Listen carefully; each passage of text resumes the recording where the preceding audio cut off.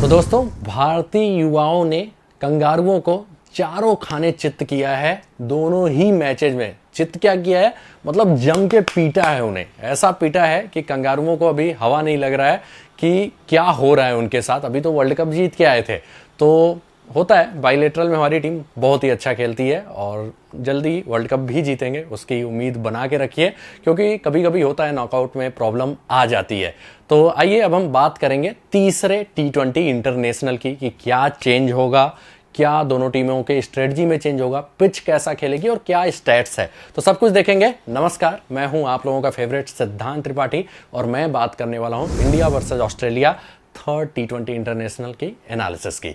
तो आइए जल्दी से देख लेते हैं पहले मैच कहां पे होने वाला है। तो मैच होने वाला है बरसापारा क्रिकेट स्टेडियम गुवाहाटी में। अभी यहाँ पे ज्यादा मैचेज नहीं हुए यार, 3 T20 हुए, उसमें एक बारिश से धुल गया है, लेकिन थोड़े ही समय में इसने हिस्ट्री में नाम लिखवा लिया। हिस्ट्री में क्या मतलब, एक तरीके से एक हिस्ट्री बना दिया कि भाई हम भारतीय टीम के भारतीय सरजमी के one of the most batting friendly track है।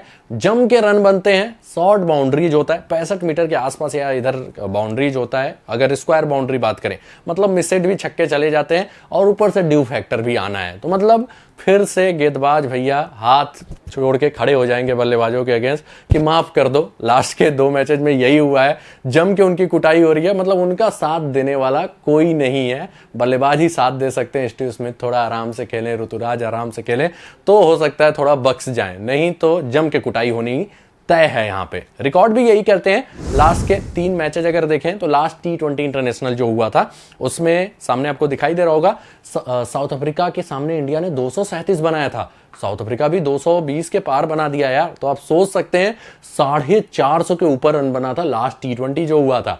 अब चलते हैं भाई लास्ट वनडे में क्या हुआ था, क्योंकि वनडे में थोड़ा पिच बल्लेबाजों के ही नहीं गेंदबाजों को भी थोड़ा मुफीद बना देते हैं कि भाई तुम्हें भी थोड़ा सपोर्ट रहे, लेकिन वहां भी कुछ नहीं है। इंडिया 370 पार हो गई और श्रीलंका भी 300 बना ले गई। मतलब यहां पे जम के रन बनते हैं। आईपीएल देखिए, 2 के दोनों मैचेज में लगभग 200 का स्कोर हुआ है, तो यहां पे भैया रन बनते हैं और जम के रन बनते हैं। मतलब लास्ट के जो दोनों T20 देखे गए हैं उसी तरह से हाई स्कोरिंग मुकाबला होने वाला है। गेंदबाजों के फिर पसीने छूटने वाले हैं और बल्लेबाज भैया पूरी तरह से उनकी जीभ लपलपा रही होगी कि फिर रन बनाएंगे हम। तो बल्लेबाज इसी सीरीज में तो रिकॉर्ड बनाएंगे, तो ये ध्यान दीजिएगा। तो ओवरऑल बैटिंग फ्रेंडली ट्रैक होना चाहिए। अब बात करते हैं कि दोनों टीमों के स्ट्रेटजी में क्या बदलाव होने वाला है। तो देखिए, होता है ना भाई, हम जीत रहे हैं तो क्यों बदलें। तो भारतीय टीम के प्लेइंग 11 की बात कर लेते हैं। तो भारतीय टीम 2 के दोनों मैचेस जीत चुकी है, वो भी ज्यादा उन्हें पसीना नहीं बहाना पड़ा। फर्स्ट मैच में थोड़ी दिक्कत हुई थी, लेकिन सेकेंड मैच में तो 1 साइडेड जीत गए भाई। 238 रन कुछ कहाता है T20 क्रिकेट में, तो इतना रन उन्होंने बनाया था। लास्ट के 2 मैचों में 45 रन ठोक डाले थे। तो टीम में चेंज होने की उम्मीद नहीं है अनटिल अनलेस भारतीय टीम किसी को रेस्ट ना दे। मतलब सेम प्लेइंग 11 के साथ भारतीय टीम को जाना चाहिए। डेथ ओवर कौन करता है, कुछ बातें आपको मैं बता दूं। डेथ ओवर इंडिया की तरफ से करते हैं कौन भाई, मुकेश कुमार और अर्शदीप सिंह, ये दोनों को डेथ करना चाहिए। 5 मेन गेंदबाज जो हैं अक्षर से लेके नीचे तक, वही 5 आपको गेंदबाजी करते हुए नजर आएंगे मोस्ट ऑफ द टाइम। हालांकि यशस्वी और तिलक हैं, लेकिन ज्यादा यूज करती नहीं है उनको टीम इंडिया, मतलब यूज करती नहीं है, और शायद अभी तक ये उतना विश्वास नहीं जगा पाए या कैप्टन ही उन पर भरोसा उतना नहीं कर रहे हैं।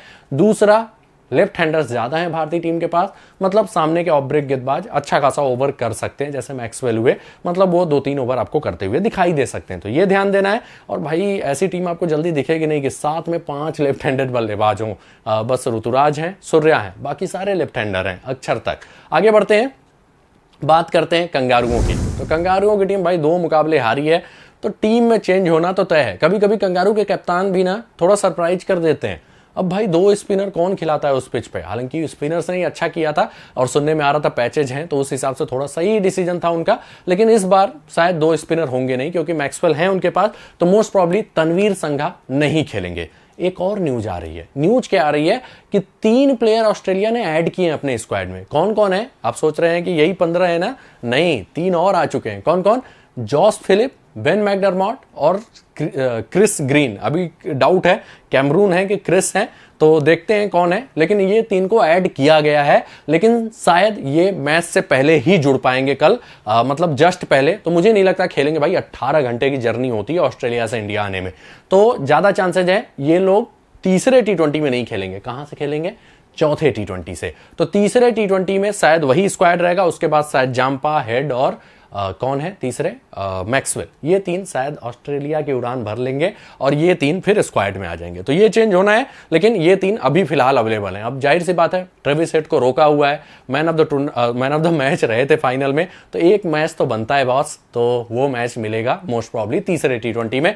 तो ट्रेविस हेड का आना तय है और दूसरा 2 पेस बॉलर भी आएंगे, बेरेंडॉर्फ और शायद केन रिचर्डसन आपको आते हुए दिखाई दे, क्योंकि एबर्ट की जम के पिटाई हो रही है। जम के क्या, कुत्तों की तरह पिटाई हो रही है एक तरीके से। तो एबॉट ये बाहर जाएंगे, दूसरा शायद तनवीर संघा बाहर जाएंगे और तीसरा मैट शॉट, स्टीव स्मिथ में से कोई एक। अगर पिच की वाइज बात करें तो शॉट को रहना चाहिए, लेकिन भाई टेक्निक की बात करें तो स्टीव स्मिथ बेटर स्पिन के प्लेयर हैं, शॉट स्पिनर के अगेंस्ट ट्रबल में आ जाते हैं। तो इन दोनों में डिसीजन कैप्टन को लेना पड़ेगा। तो इनका जो प्लेइंग 11 है वो आपको स्क्रीन पर दिखाई दे रहा है, ऐसा कुछ आपको प्लेइंग 11 दिखाई देगा। ट्रेविस हेड और मैट शॉट, स्टीव स्मिथ में जो भी खेला वो आपको ओपन करते हुए दिखाई देंगे। फिर जॉस इंग्लिश हैं, मैक्सवेल हैं, मार्कस स्टोइनिस हैं, ट्रेविस हेड हैं, मैथ्यू वेड हैं, फिर बॉलिंग आ जाता है इनका। तो इस हिसाब से इनका बैटिंग ऑर्डर रहेगा, मतलब शायद एक मेन स्पिनर जाम्पा, दूसरे मैक्सवेल, ये आपको खेलते हुए दिखाई देंगे। डेथ अगर केन रिचर्डसन आ जाते हैं तो केन रिचर्डसन और एलिस को करना चाहिए। तो ये है ऑस्ट्रेलियाई टीम का लेखा जोखा।